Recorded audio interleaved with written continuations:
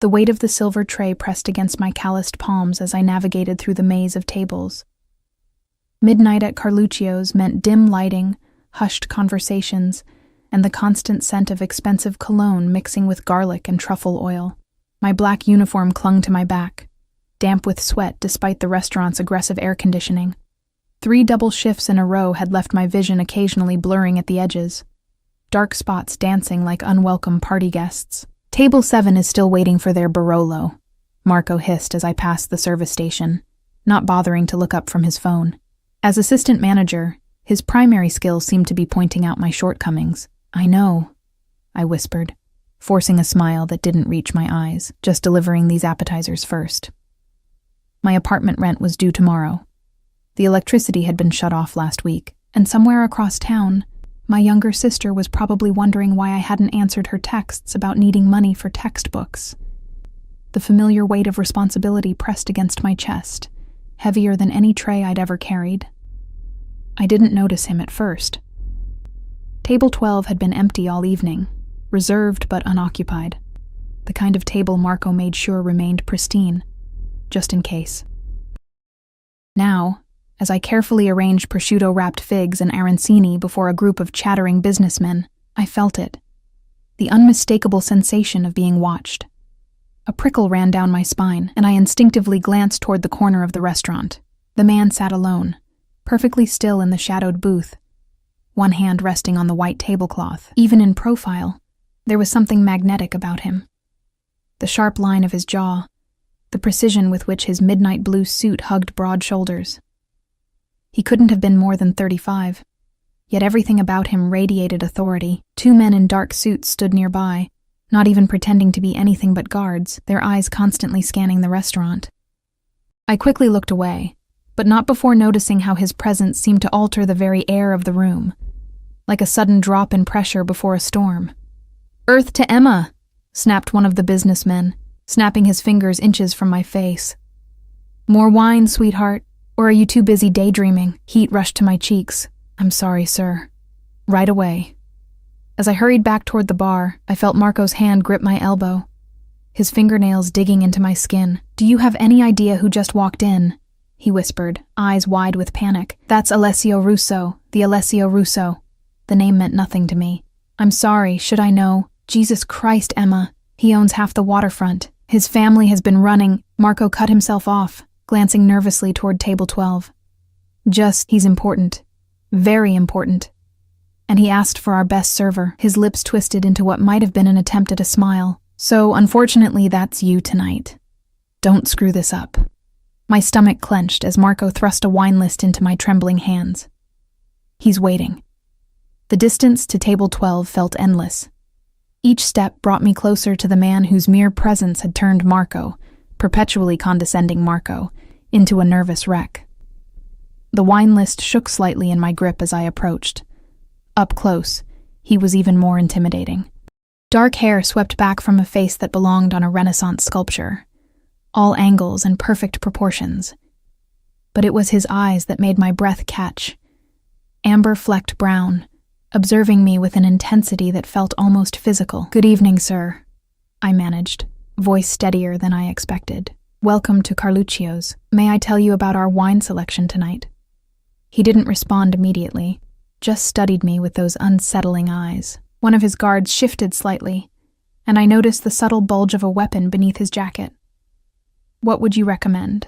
His voice was unexpectedly soft, tinged with the barest hint of an Italian accent. I blinked, caught off guard by the genuine question. Most patrons like him, the ones who arrived with security and made Marco nervous, typically ordered without consultation, flaunting knowledge of rare vintages and exclusive reserves. "The 2015 Brunello di Montalcino is exceptional," I offered, falling back on the wine that had become my standard recommendation after 3 years of serving. "But if you prefer something less conventional, we just received a small allocation of Barolo from a family producer in Piedmont. It's not on the list yet." Something flickered across his face. Surprise, perhaps, or approval. He nodded once. "The Barolo. Bring 2 glasses. 2 glasses." I glanced around, noticing for the first time that the table was set for 2, though he was alone. "Right away, sir." As I turned to leave, A wave of dizziness washed over me. I gripped the edge of a nearby chair, waiting for it to pass. 3 days of double shifts on 4 hours of sleep per night was catching up with me. Just a few more hours, I told myself. Just get through tonight. I returned with the wine, focusing intently on not spilling as I poured a taste for him. His eyes never left my face, even as he swirled the ruby liquid and took a careful sip. "You have good taste," he said, nodding for me to fill both glasses. "Sit."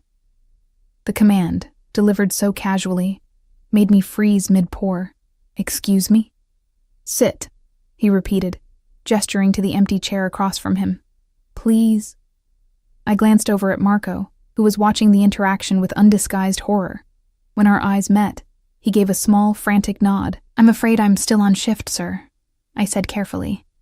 The corner of his mouth twitched. "I wasn't asking your manager, I was asking you." Something in his tone made it clear this wasn't truly a request. With awkward movements, I lowered myself into the chair opposite him, hyper-aware of how out of place I looked.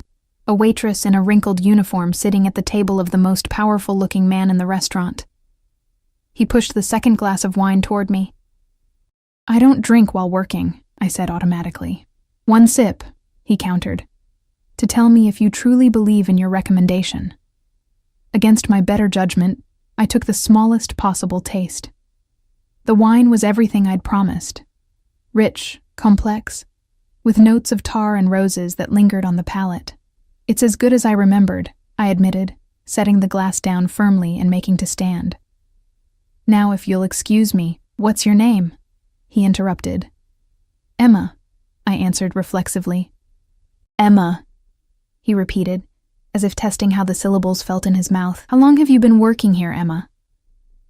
The question felt invasive, but I couldn't see a way to avoid answering. 3 years. 3 years, he echoed, seeming genuinely surprised. "And how many shifts this week?" I hesitated, wondering why he cared.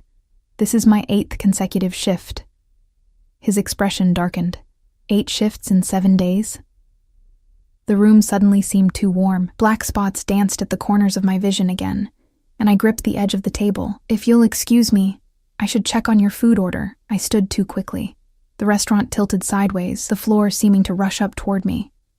I was vaguely aware of the wine glass tipping, of reaching desperately for something to steady myself.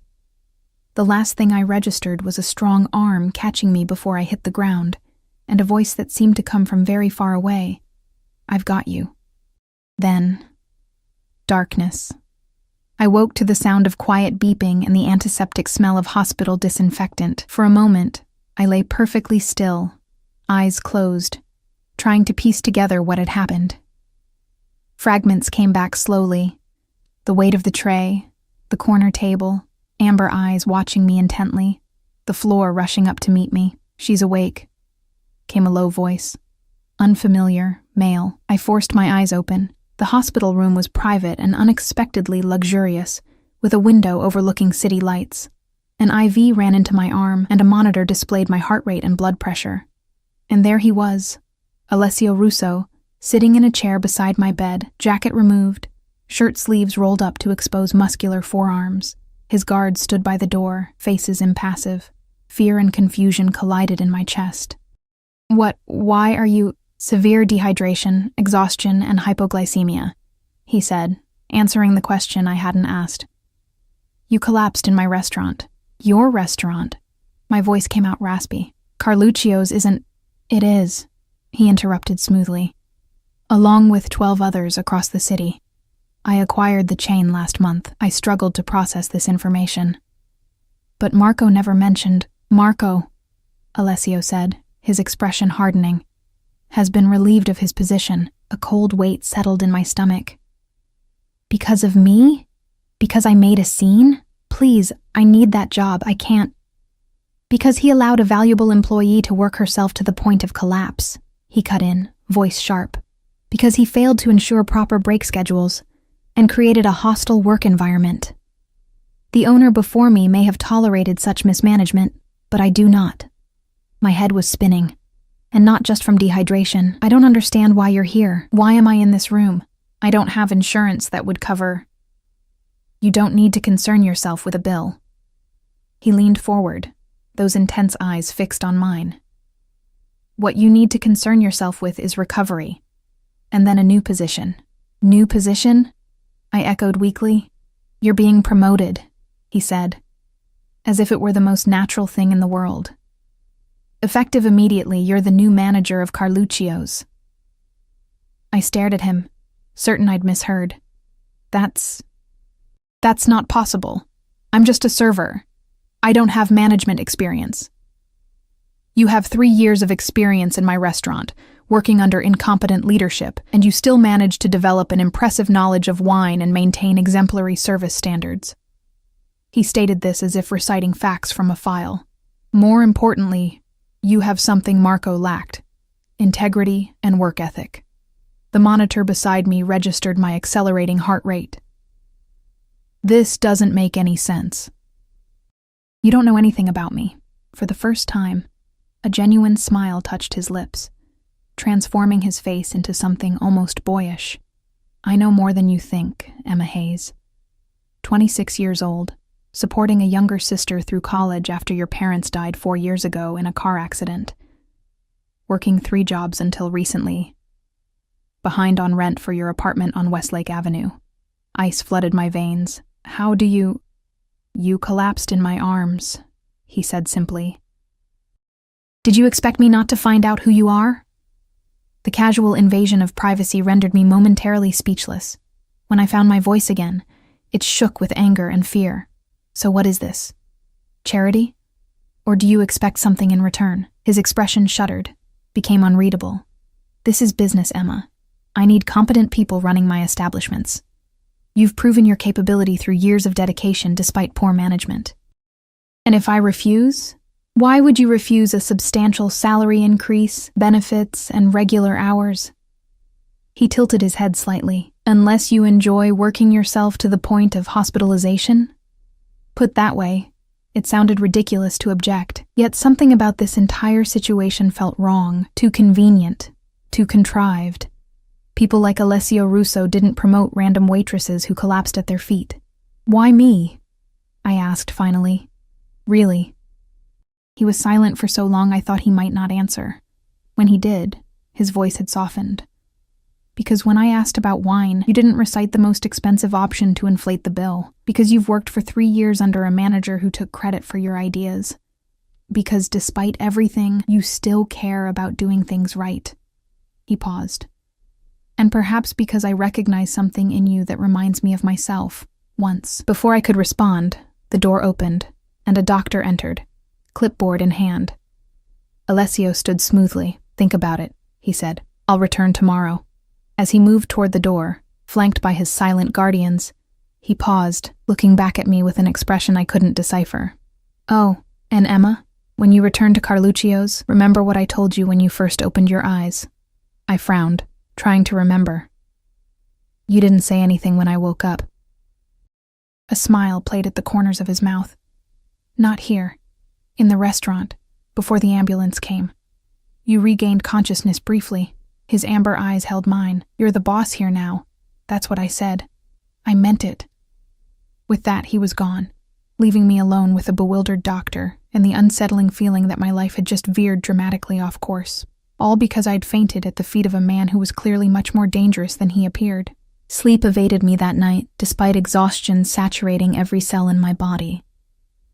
The hospital room, though luxurious by medical standards, felt like a gilded cage.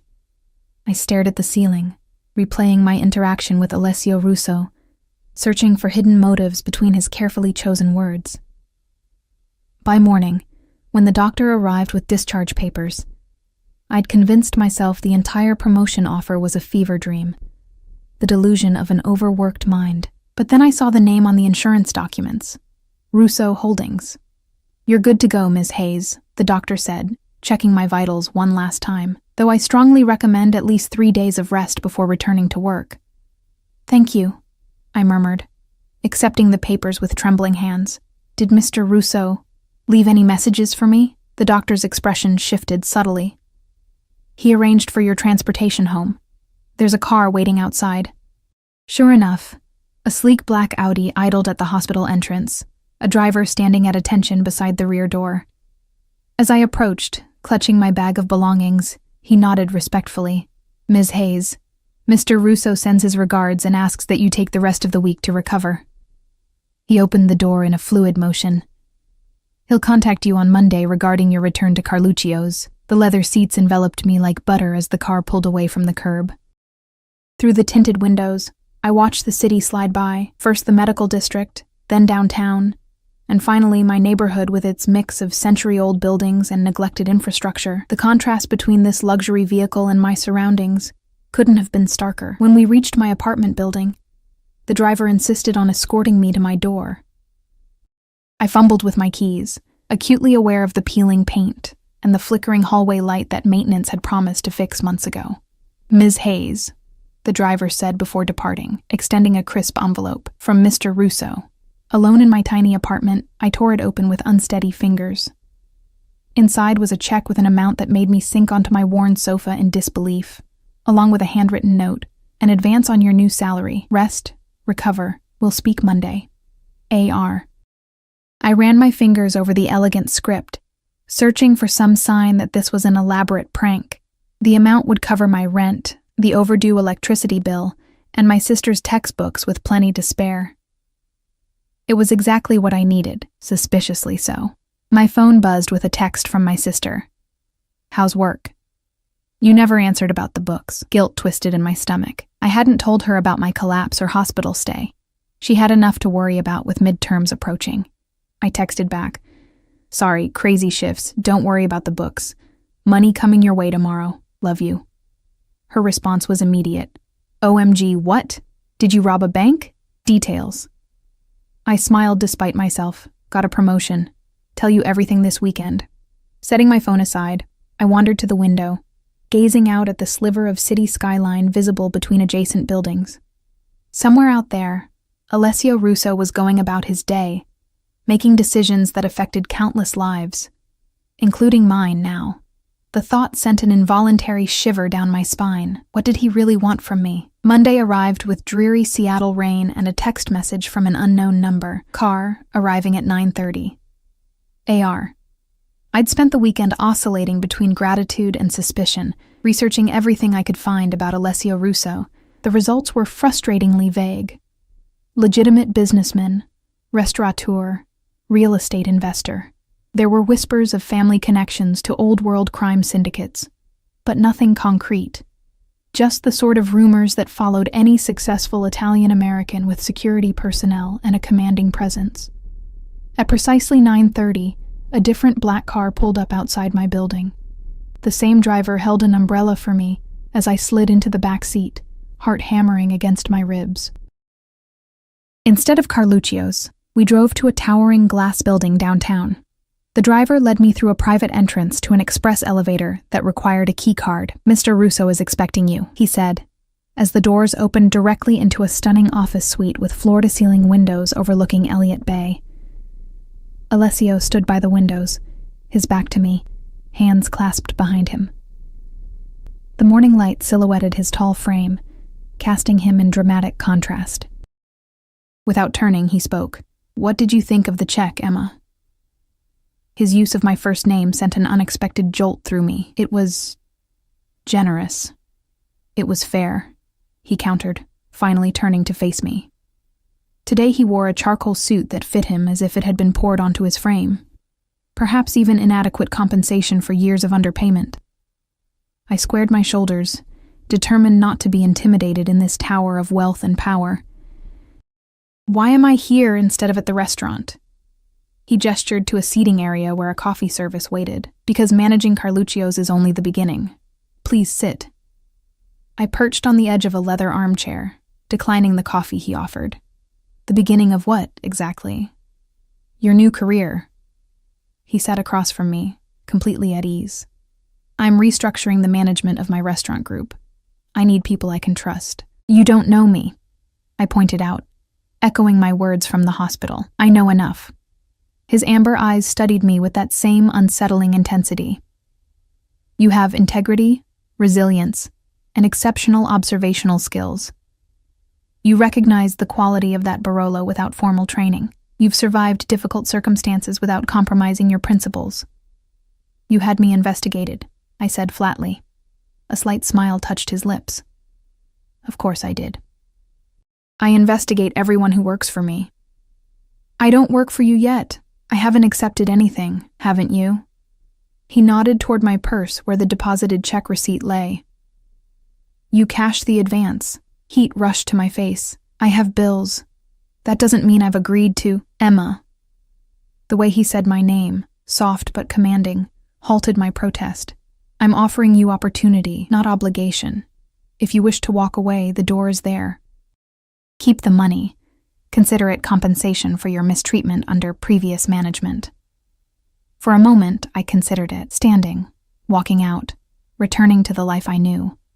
Difficult but predictable, safe in its own way. But then what? More double shifts? More choosing between electricity and proper meals? More watching my sister struggle while I worked myself into collapse? What exactly would this job entail? I asked finally. Something flickered in his eyes, satisfaction perhaps. Initially, managing Carluccio's, restructuring staff, improving service protocols, revitalizing the menu with the executive chef. Once that's running smoothly, overseeing the implementation of those changes across other locations. It sounded reasonable, challenging, but within the realm of possibility. And my qualifications? I pressed. I've never managed anything. You've been unofficially managing for years, picking up slack for incompetent supervisors. He leaned forward slightly. You know the business from the ground up. That's more valuable than an MBA with no practical experience. A thought occurred to me. Is this how you started, working your way up through restaurants? Something darkened in his expression, a shadow passing over those amber depths. My path was different. Family business. He didn't elaborate. The silence stretched between us, weighted with unspoken histories. Finally, I asked the question that had been haunting me since the hospital. Why me? Really? Out of all the people who work in your restaurants, why single out a waitress who happened to faint at your table? He considered me for a long moment, because in that moment before you collapsed, when you recommended the Barolo despite it offering you no advantage, I saw something rare, authenticity. In my world, Emma, genuine people are more precious than gold. The sincerity in his voice was disarming. For the first time, I allowed myself to consider that perhaps his interest wasn't sinister, that maybe, just maybe, this was the lucky break I'd stopped believing in years ago. When would I start? The words left my mouth before I'd fully committed to them. His smile transformed his face again, creating a startling contrast to his usual intensity. Today. Right now. He pressed an intercom button. Send in Anthony.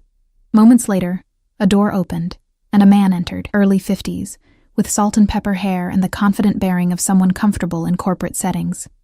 Emma, this is Anthony Vega, my hospitality director. He'll walk you through everything you need to know about your new position. Alessio stood, buttoning his jacket in one smooth motion. I have another meeting, but I'll check in later today at Carluccio's. As he moved toward the door where his security detail waited, he paused beside my chair, his hand lightly touching my shoulder. The contact, though brief, sent warmth cascading through me.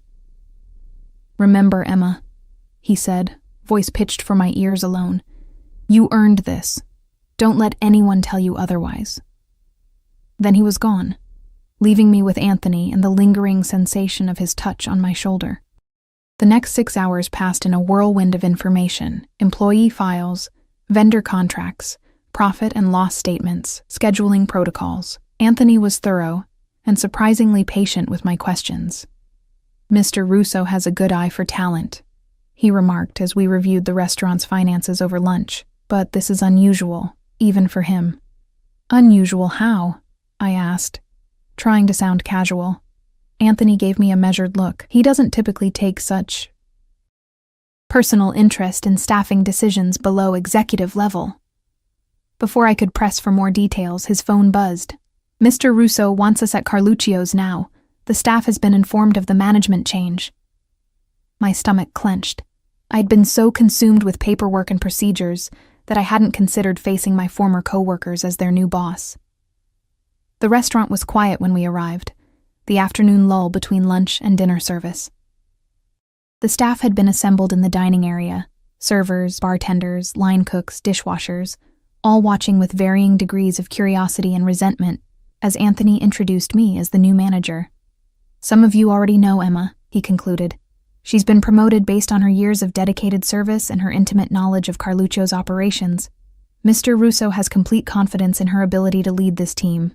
The silence that followed was deafening. I recognized the expressions on their faces, the same mixture of confusion and suspicion I'd felt in the hospital room. "Thank you, Anthony," I said, finding my voice. "I know this is unexpected. I was as surprised as you are." I scanned the familiar faces. "I've worked alongside most of you for years. I know your strengths because I've witnessed them firsthand. I also know the challenges we've faced under previous management." A few nodded cautiously. Encouraged, I continued.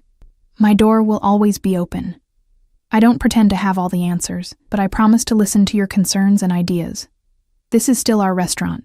We just have better support now." As I spoke, I noticed movement near the entrance. Alessio had arrived with 2 of his guards, standing silently at the back of the room, watching the proceedings with those penetrating eyes. After the meeting dispersed, with Anthony taking kitchen staff for separate briefings, Alessio approached me. "You handled that well," he said, genuine approval in his voice. "They think I slept with you to get this job," I replied bluntly, keeping my voice low. He didn't flinch at my candor. "And does that bother you?" "Of course it does. Why? You and I know the truth."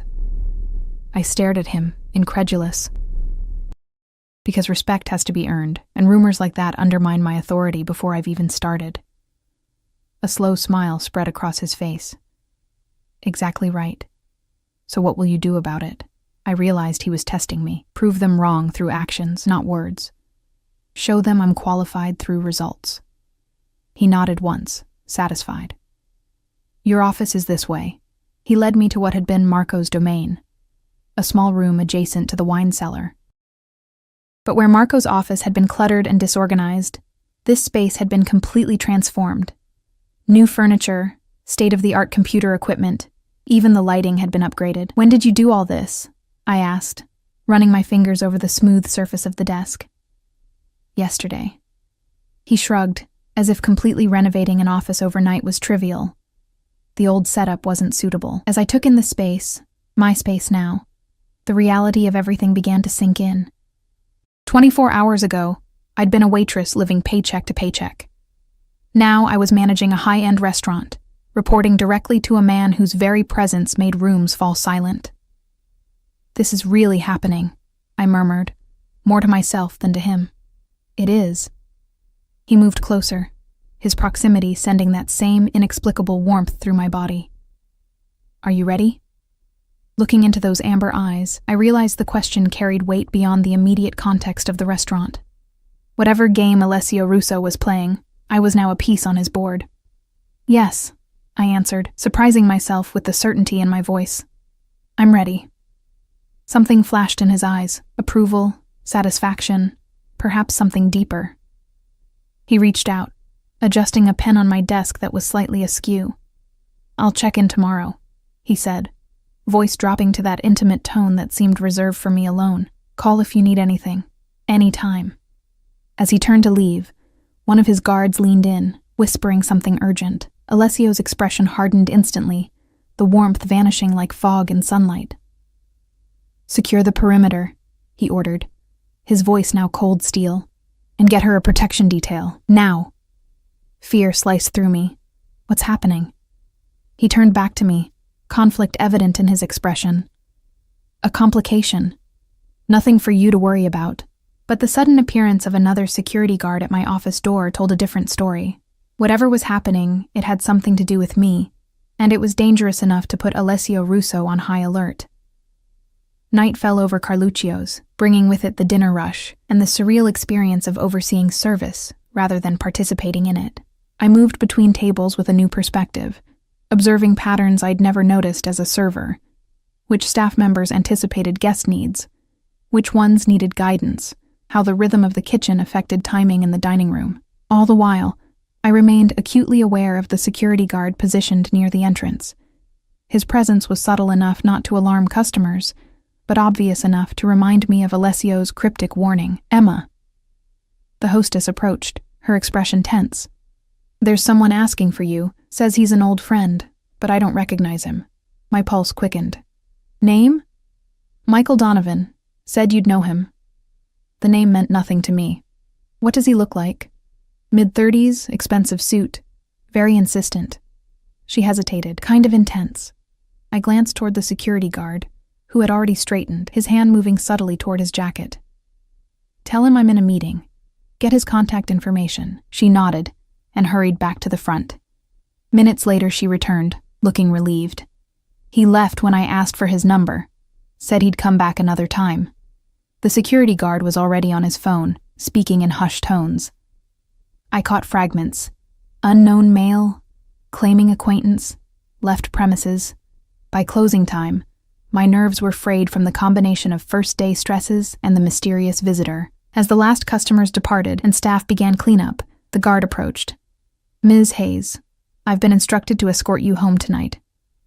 "That's not necessary," I began, but his expression made it clear this wasn't a suggestion. "Mr. Russo was explicit about your safety." He handed me a small card with a number. "This connects directly to security.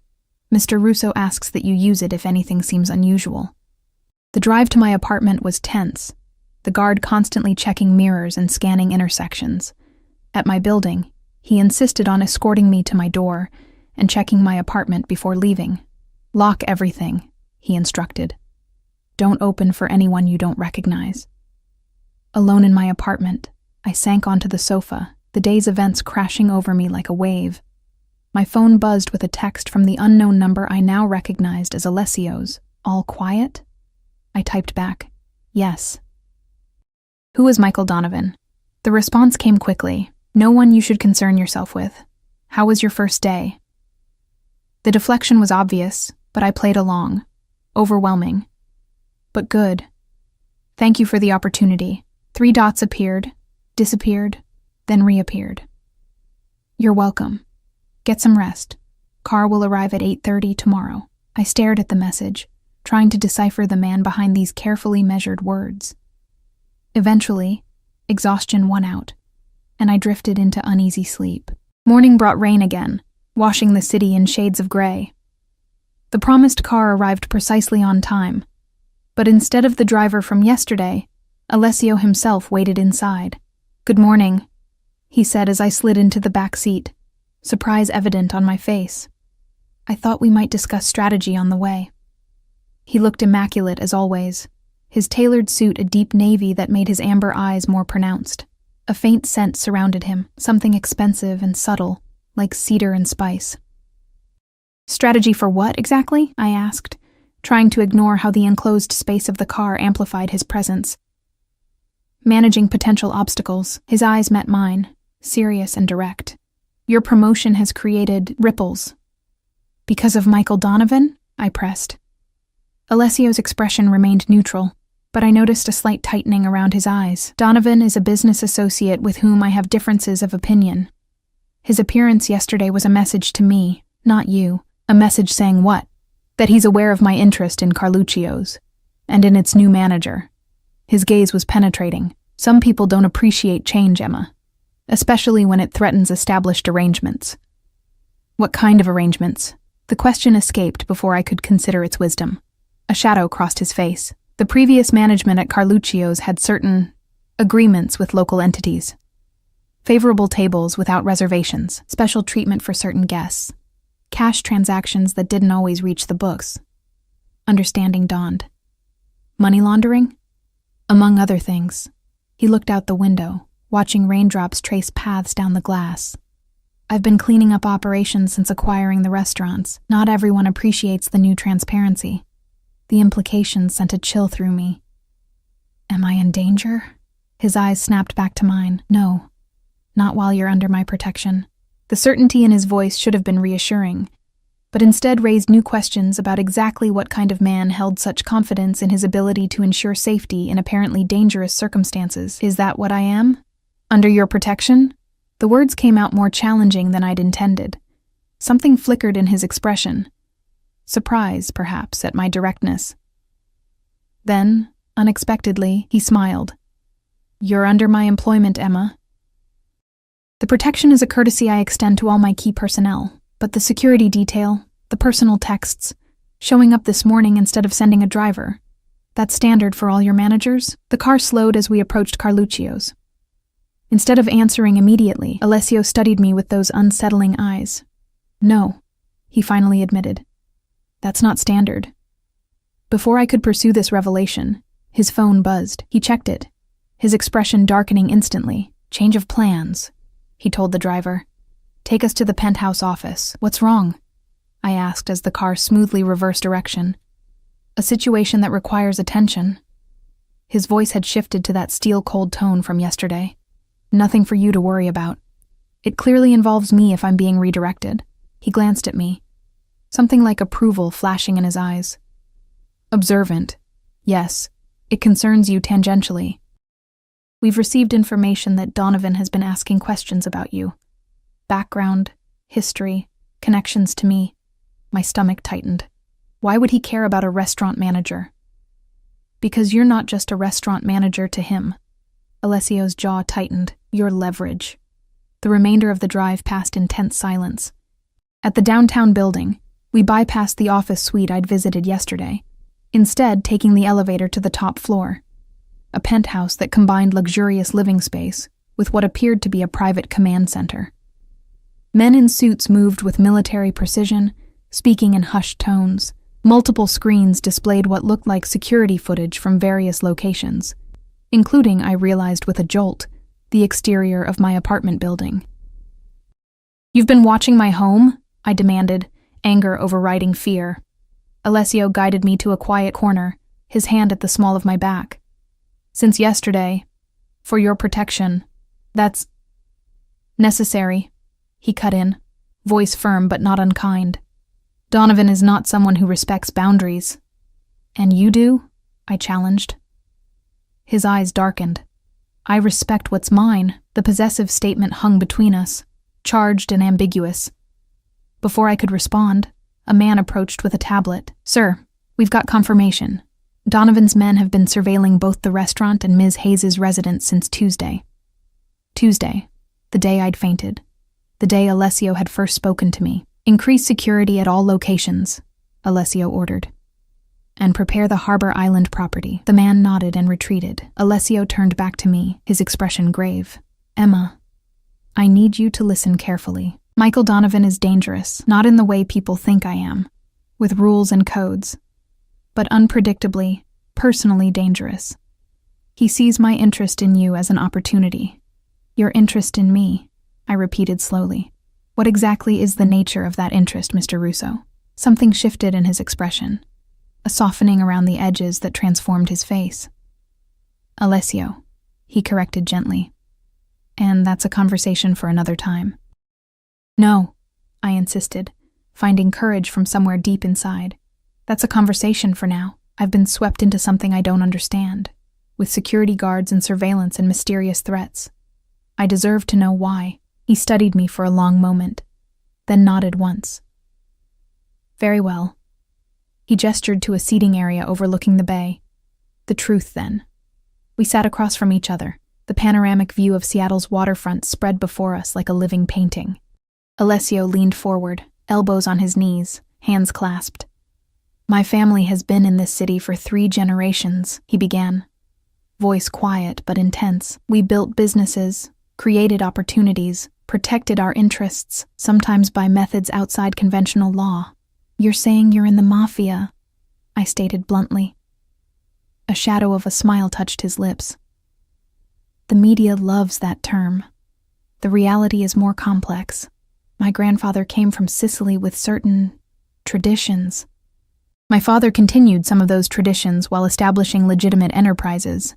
When I took control 5 years ago after his death, I accelerated the transition to completely legitimate operations. But not everyone approved, I guessed. No. Men like Donovan preferred the old ways, more profitable, less scrutiny.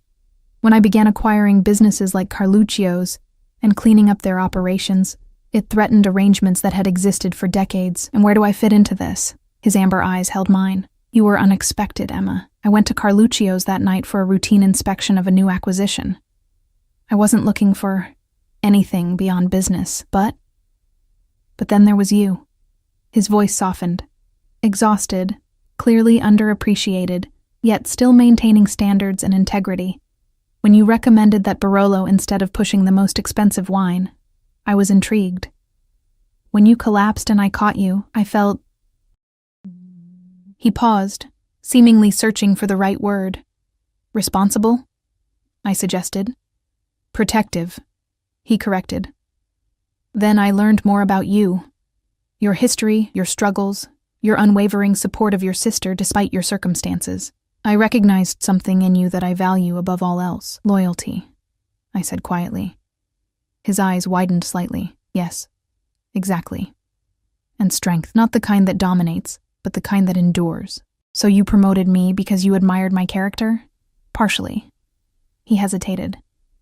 But there's more. When I help someone, truly help them, not just with money but with opportunity, I expect loyalty in return. I wanted you in my circle, Emma. I wanted someone I could trust running Carluccio's. And now? His expression shifted again, becoming more intense. Now, I want to keep you safe from Donovan, who sees my interest in you, however professional, as a vulnerability he can exploit. The pieces began fitting together, the security, the texts, the personal attention. You think he'll try to use me to get to you? I know he will. Alessio's voice hardened, which is why I need you to temporarily relocate to a secure property. You want me to go into hiding? I stared at him in disbelief. I have a job, the job you gave me.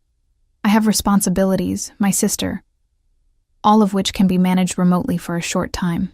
He reached across the space between us, his hand covering mine.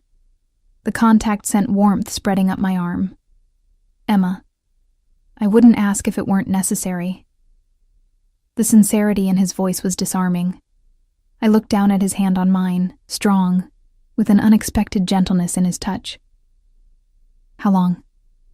A few days, a week at most. Just until we resolve the situation with Donovan.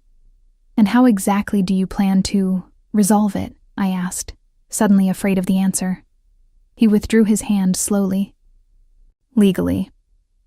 Despite what you may think, I don't resort to violence unless absolutely necessary. Donovan and I will come to an understanding. Something in his tone, a cold certainty, made me shiver. This man, with his elegant suits and refined manners, possessed a dangerous edge I was only beginning to comprehend. I need time to think, I said finally. He nodded, respecting my hesitation. Of course, but not too much time. Every hour increases the risk. As if to emphasize his point, one of his men approached urgently. Sir, we have movement at the apartment building. Alessio was on his feet instantly, moving toward the monitors. I followed, heart racing. On the screen, 2 men in unmarked maintenance uniforms were entering my building. The timestamp showed this was happening now, in real time. They're not building staff, confirmed the security officer. We checked the schedule. Alessio's expression hardened into something terrifying. Intercept them, now, he turned to me, all pretense of casual conversation gone. Pack a bag, you're leaving immediately. The cold command in his voice should have angered me. Instead, watching the strangers enter my building with unknown intentions sent fear coursing through my veins. What about my sister? I asked, voice barely above a whisper. His expression softened fractionally. Where is she? University of Washington. She lives in the dorms. He nodded to one of his men. Arrange protection for Ms. Hayes's sister. Discreet but thorough. Turning back to me, he added gently, she'll be safe. You have my word. It was strange how quickly I'd come to believe him when he spoke with that tone, as if his word was an unbreakable covenant. Okay, I said finally. I'll go to your safe house, but I want daily updates on my sister, on the restaurant, and on this situation with Donovan. A smile touched his lips, genuine, almost proud. Not many people make demands of me, Emma Hayes. I'm not asking for much. No, you're not. He stepped closer, his voice dropping to that intimate tone that seemed reserved for me alone. Which is why you'll get exactly what you've asked for, and more. The promise lingered between us, laden with meanings I wasn't ready to explore. Beyond the windows, rain continued to fall on Seattle, washing away the ordinary world I'd inhabited just days ago, before I fainted into the arms of a man who was rapidly becoming both my protector and my greatest unknown. The safe house was nothing like I had imagined. I'd envisioned something Spartan and hidden, perhaps a nondescript apartment with security features. What I found instead was a stunning waterfront property on Harbor Island, with panoramic views of the Seattle skyline, the kind of place featured in architectural magazines. "This is your idea of lying low?" I asked, as Alessio's security chief, Vincent, led me through the glass and cedar structure. Vincent's stoic expression didn't change. "The property isn't registered under Mr. Russo's name. The security system is military grade. The windows are bulletproof." He gestured to a panel near the entryway. "This controls everything. Lights, temperature, security alerts. The house is fully stocked with food and necessities." I wandered toward the floor-to-ceiling windows, watching ferries cross Elliott Bay. The space felt simultaneously exposed and impenetrable. All that glass creating an illusion of vulnerability while offering a strategic view of any approach. "How long has Alessio owned this place?" I asked, running my fingers along the smooth quartz countertop in the kitchen. "Mr. Russo acquired it 3 years ago," Vincent replied. "He uses it occasionally for high-security meetings or when international associates visit, and now for hiding waitresses," I murmured. A ghost of a smile touched Vincent's usually impassive face. "Former waitresses, current restaurant managers." He completed the tour efficiently, showing me the security features, communication protocols, and the fully equipped home office where I could remotely manage Carluccio's operations. 2 female security personnel would remain on site at all times, with male counterparts patrolling the perimeter. "Mr. Russo will be here this evening," Vincent informed me as he prepared to leave. "He has some matters to attend to first." "Matters concerning Michael Donovan?" I asked. Vincent's expression revealed nothing. "I'm not at liberty to discuss Mr. Russo's schedule." After he departed, leaving me with the 2 female guards who maintained a respectful distance, I explored the house more thoroughly. The master suite was clearly Alessio's occasional domain, the closet containing several suits and shirts in his size, the bathroom stocked with his preferred toiletries. I'd been given the guest suite, which was luxurious in its own right but felt less personal. I found myself drawn to the bookshelves in the living area, scanning titles that ranged from Italian classics to modern business theory to, surprisingly, poetry. Running my fingers along the spines, I tried to construct a picture of Alessio from these fragments. The books he read, the art he chose for his walls, the space he created for himself away from the world. As sunset painted the sky in shades of amber and gold, colors that reminded me of his eyes, I settled at the desk in the home office and logged into Carluccio's systems remotely. Work would keep my mind occupied, distracted from the surreal turn my life had taken. I was deep in inventory analysis when I heard the security system announce an arrival. Moments later, Alessio appeared in the doorway, his tall frame silhouetted against the hallway light. He'd loosened his tie and removed his jacket, giving him a slightly less formal appearance than usual. "You're working," he observed, a note of approval in his voice. I closed the laptop. "It helps me think. How's my sister?" "Safe. We've assigned plainclothes security to her dormitory area." He moved into the room, perching on the edge of the desk. "She hasn't noticed them, and won't, unless there's a threat." "And my apartment?" His expression darkened. "The men were Donovans. They placed surveillance devices in your home." A cold shudder ran through me at the thought of strangers violating my personal space. What were they looking for? Information. Leverage. Anything to understand my interest in you. His jaw tightened. "They've been removed. Your apartment has been secured and cleaned of all devices. And Donovan?" Alessio's eyes met mine, his gaze steady. "We're meeting tomorrow." "To discuss what, exactly?" "Terms." The single word carried weight, like a stone dropped into still water. "He needs to understand certain boundaries." "Boundaries concerning me?" Alessio studied me for a moment, as if deciding how much to reveal. Yes, among other business matters. I stood, suddenly unable to remain still. This is insane. A week ago I was a waitress with normal problems. Bills, exhaustion, a crappy boss. Now I'm in a safe house because a Mafia boss is meeting with his rival about… What? Ownership rights to me? You are not property, Emma, Alessio said sharply, standing as well. No one owns you. Then what am I? Why am I here? Why does Donovan care about me? Alessio stepped closer, his proximity sending that now familiar warmth through my body despite my agitation. You're here because I protect what matters to me. Donovan cares because he's observed my attention toward you, and in our world, personal connections can be weaponized. Is that what I am to you? A personal connection? The question emerged more vulnerable than I'd intended. His amber eyes darkened as they held mine. What do you think? I think you're not someone who acts without purpose, I said carefully. Every move is calculated. The question is, what's the calculation that brought me here? A hint of a smile touched his lips. Not everything I do is calculated, Emma. His voice dropped lower. Some things are instinctive. The word hung between us, charged with meaning. I became acutely aware of our proximity, of the subtle scent of his cologne, of how the fading daylight cast shadows across the planes of his face. Like catching me when I fell, I said softly.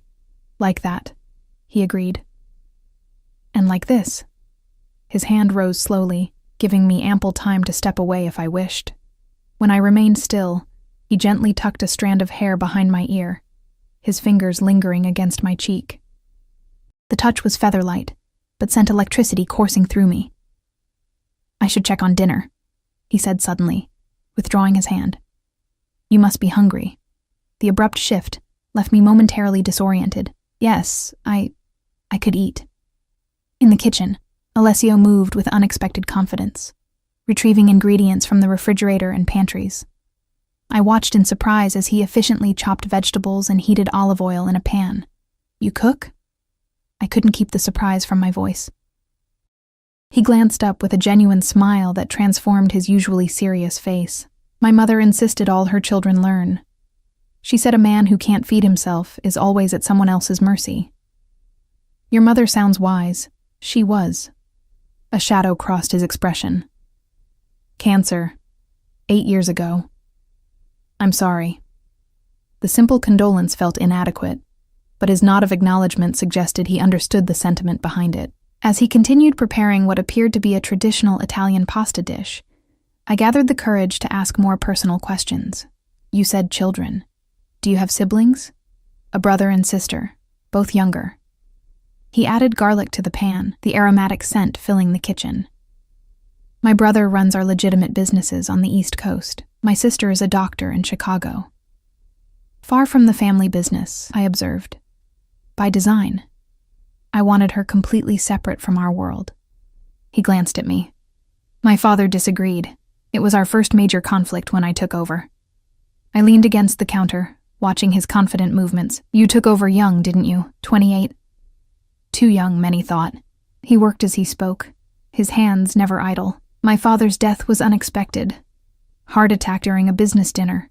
That must have been difficult. He was quiet for a moment, focused on the task before him. It was complicated. My father and I had different visions for the future of our enterprises. His death forced an acceleration of changes I had planned to implement gradually. Changes like legitimizing operations? His eyes met mine, sharp and assessing. Yes. My father believed in traditional methods. I saw a future where our strength came from legitimate power. Real estate, hospitality, shipping, and others, like Donovan, preferred your father's ways, precisely. He drained the pasta, combining it with the sauce in a practiced motion. Michael Donovan was my father's contemporary. He views my reforms as weakness, my legitimate businesses as distractions. And me?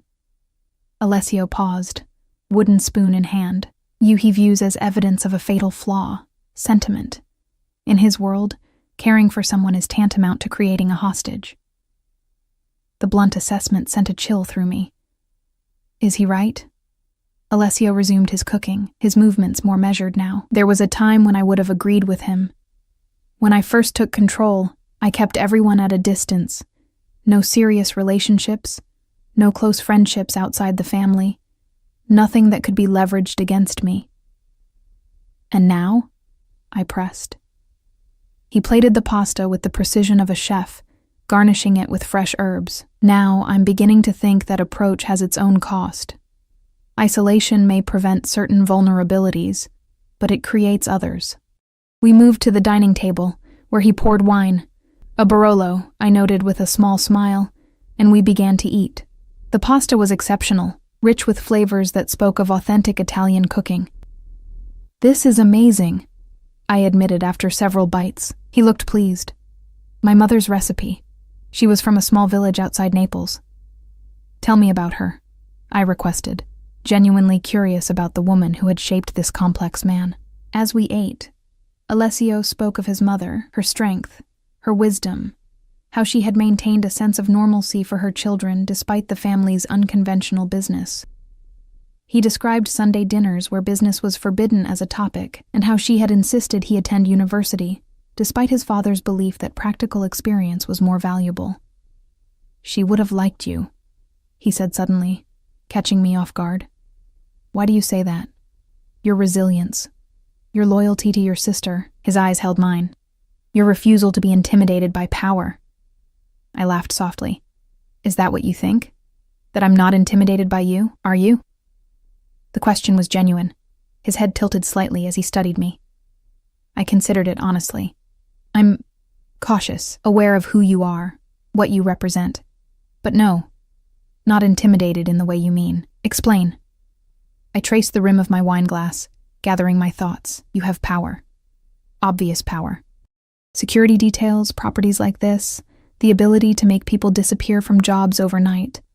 But power itself doesn't frighten me. The abuse of power does, and you're waiting to see if I'll abuse mine." It wasn't a question. "I'm waiting to understand why you've directed it toward me," I clarified. "Why a man like you would take interest in a waitress who fainted at his table." Alessio set down his fork, his full attention now on me. "I told you before." "You gave me partial truths," I interrupted. "Business justifications. I want the real reason." For a moment, I thought I'd pushed too far. His expression became unreadable, his posture perfectly still in that way that suggested controlled power. Then, surprising me, he smiled. "You're remarkably direct for someone in your position." "My position being under my protection," he supplied. "Most people would be more deferential." "If you wanted deference, you chose the wrong waitress to catch." His laugh was unexpected and genuine, transforming his face completely. "Evidently." He refilled our glasses, his movements elegant and precise. "The real reason, then." He leaned back, amber eyes holding mine. "When you collapsed and I caught you, something shifted. You were vulnerable but not weak. There's a difference. I found myself concerned for you in a way that went beyond the professional. When I learned more about you, your circumstances, your character, that concern deepened." "Into what?" I asked softly. "Interest. Admiration." He paused, then added with careful precision, "Desire." The word hung between us, charged and dangerous. My heart accelerated, blood rushing to my face. "That's a complication neither of us needs," I managed finally. "I agree," he said, surprising me again, "which is why I created a professional framework for our association. The promotion was merited, your qualifications are genuine, but I won't pretend my personal interest didn't accelerate the process." His honesty was disarming. "And now? What do you want from me now, Alessio?" The use of his first name seemed to please him. "Right now, your safety. Beyond that." He hesitated. "I want the chance to know you better, without pressure or expectation. At your pace, not mine." It was perhaps the most normal thing he'd said to me, a request that could have come from any man interested in any woman. Yet coming from him, with his power and position, it carried different weight. "And if I say no, then you remain Carluccio's manager, with all the benefits and security that entails, for as long as you wish. Your career path would be determined by your performance, not your personal choices." I studied him, searching for signs of deception or manipulation. You'd accept that? Just a professional relationship? I wouldn't like it, he admitted with unexpected candor. But yes, I would accept it. What I won't accept is putting you at risk because of my interest, which is why you're here until the situation with Donovan is resolved. Before I could respond, his phone buzzed. He checked it, his expression immediately hardening. What's wrong? I asked, recognizing the shift. Donovan has moved up our meeting tonight. He stood, already messaging someone on his phone. I need to go. Anxiety twisted in my stomach. Is that safe? His expression softened momentarily. Your concern is noted. He hesitated, then added, Stay in the house. The security team has instructions. I'll return as soon as I can. As he moved toward the door, I followed. Alessio, I called, stopping him. Be careful. He turned, something intense flickering in his amber eyes. Always. Then, with a nod to the security team, left alone with the remains of our dinner and 2 silent guards maintaining a respectful distance, I moved to the windows, watching his car disappear into the night. The Seattle skyline glittered across the water, beautiful and distant, like the normal life I'd inhabited just days ago. Whatever happened at that meeting with Donovan would determine not just Alessio's fate, but mine as well. Our lives had become entangled in ways I couldn't have imagined when I'd first looked up to see those amber eyes watching me across Carluccio's dining room. I touched the window, cool glass beneath my fingertips, and wondered if I'd made a terrible mistake in allowing myself to be drawn into Alessio Russo's dangerous, seductive world, or if, perhaps, it was the first right decision I'd made in years. Sleep eluded me as midnight came and went with no word from Alessio. I paced the living room, checking my phone obsessively, jumping at every distant sound that carried across the water. The female security guards maintained their vigilant positions, their calm professionalism offering little reassurance. Does he often do this? I finally asked one of them, Diane. She'd introduced herself earlier. Her expression remained neutral. Mr. Russo handles high-stakes negotiations personally. Sometimes they run long. But is he usually out of contact? A slight softening around her eyes betrayed a hint of sympathy. He'll be back, Ms. Hayes. He always is. The always struck me. How many nights had his security team spent waiting for his return from dangerous meetings? How many times had he walked into rooms with men like Donovan, where power and threat hung in the air like invisible smoke? Near 2 a.m, I'd worn myself out with worry and curled up on the sofa, wrapped in a cashmere throw I'd found in a cabinet. I must have dozed off, because I startled awake to the sound of the security system announcing an arrival. Footsteps approached, heavier than I remembered, lacking Alessio's usual graceful stride. I sat up, heart pounding, as a figure appeared in the doorway. It was Alessio, but not as I'd ever seen him. His usual immaculate appearance was disrupted. Tie missing, collar open, a darkening bruise on his jaw. Most alarming was the smear of what looked like blood on his white shirt cuff.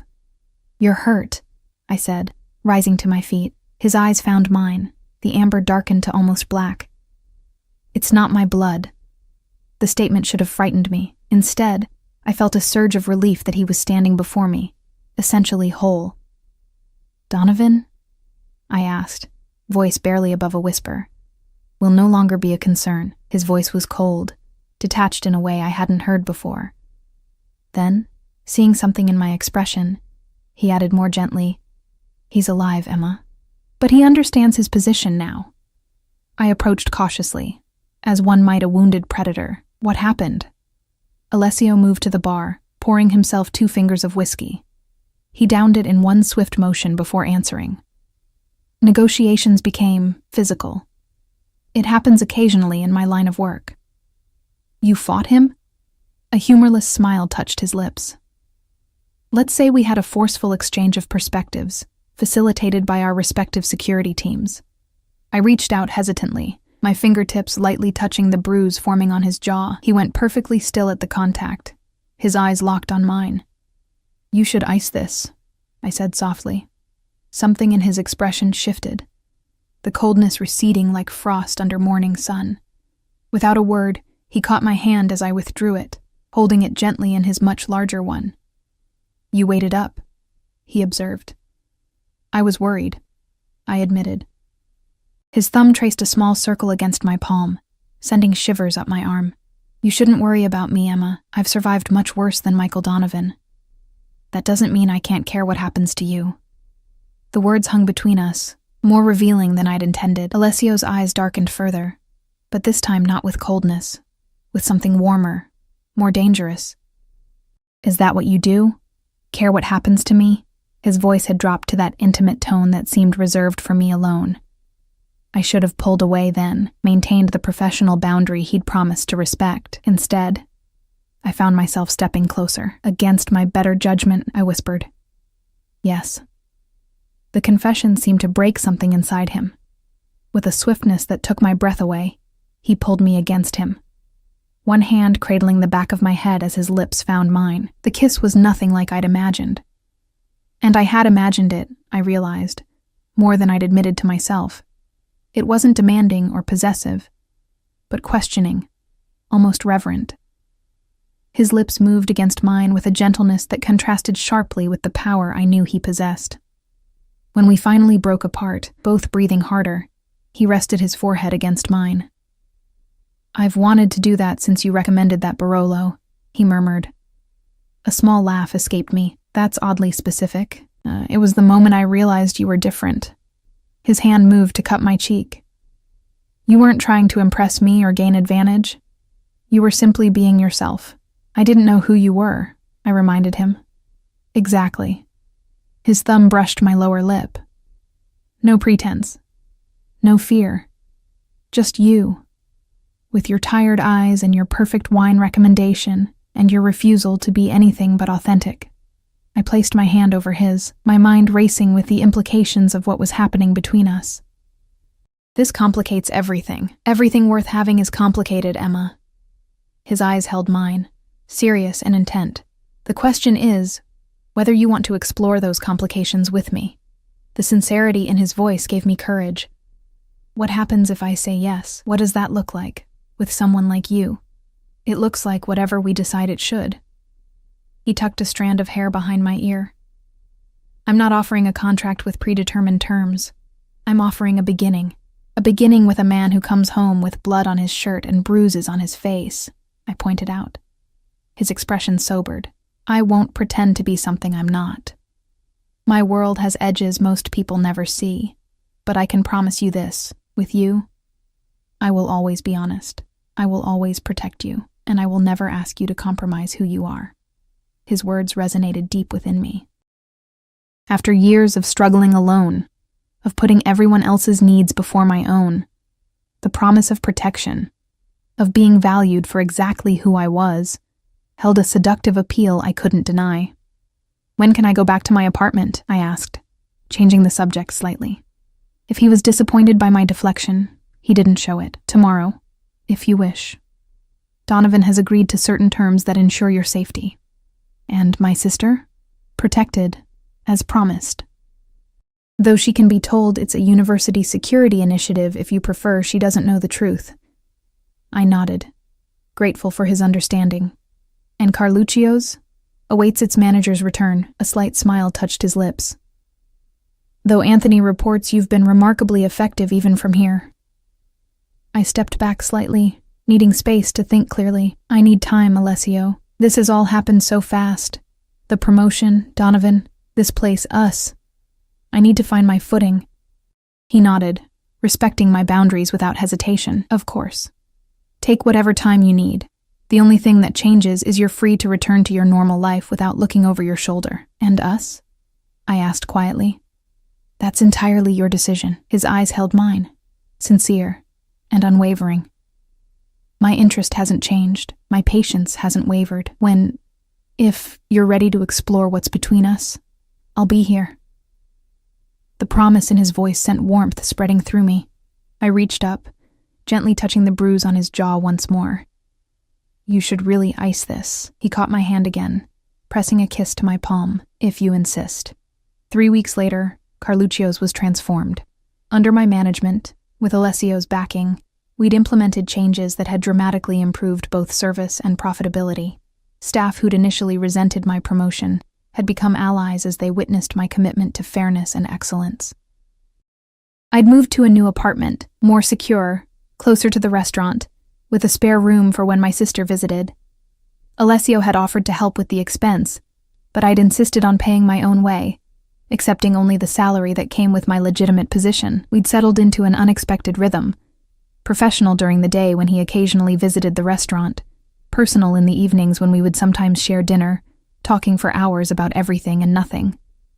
True to his word, he never pushed, never demanded, simply offering his company and his undivided attention when our schedules aligned. I learned more about him with each encounter. His passion for restoring vintage Italian motorcycles, his unexpected knowledge of Renaissance art, his habit of reading poetry late at night when sleep evaded him. He learned about me, too, my dreams of someday opening my own small cafe, my collection of vintage cookbooks, my weakness for 1940s film noir. The night everything changed was ordinary at first. Carluccio's had just closed after a busy Friday service. I was in my office reviewing the night's receipts when a knock came at my door.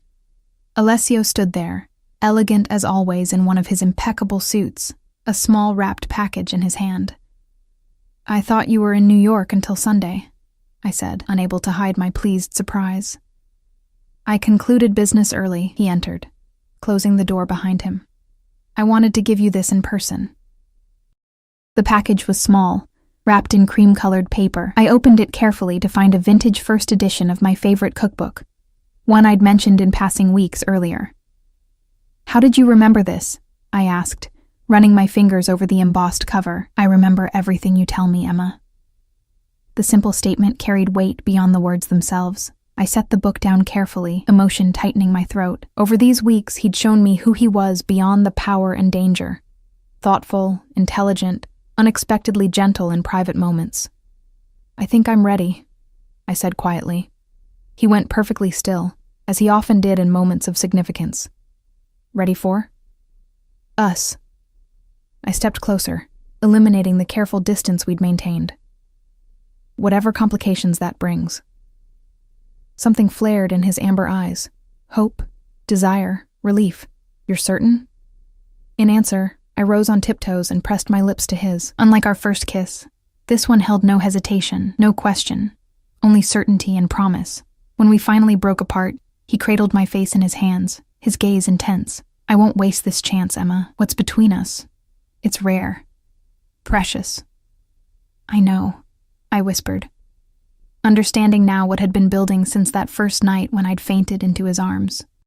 Not just attraction or gratitude or fascination, but something deeper, a recognition of kindred spirits beneath our vastly different circumstances. Later that night, as Seattle's lights glittered beyond the windows of his Harbor Island home, I lay beside Alessio, his arm draped protectively across my waist. The journey from exhausted waitress to restaurant manager to this moment had been unpredictable and swift, yet somehow felt inevitable, as if all paths would have eventually led here, to this man whose strength and vulnerability mirrored my own. "What are you thinking?" he murmured, pressing a kiss to my shoulder. I turned to face him, tracing the now-healed mark on his jaw where Donovan's violence had left its temporary imprint. "That sometimes falling is the beginning, not the end." His eyes softened with understanding. "And sometimes the person who catches you is the one you've been waiting for all along." As his lips found mine once more, I surrendered to the truth of what we'd become. Two souls who had recognized in each other not just desire or advantage, but possibility. The world outside, with all its dangers and complications, would still be there tomorrow. But tonight, in the arms of the man who had seen my value when I was invisible to everyone else, I had found something I never expected when I fainted from exhaustion that fateful night. Not just a new beginning, but a home.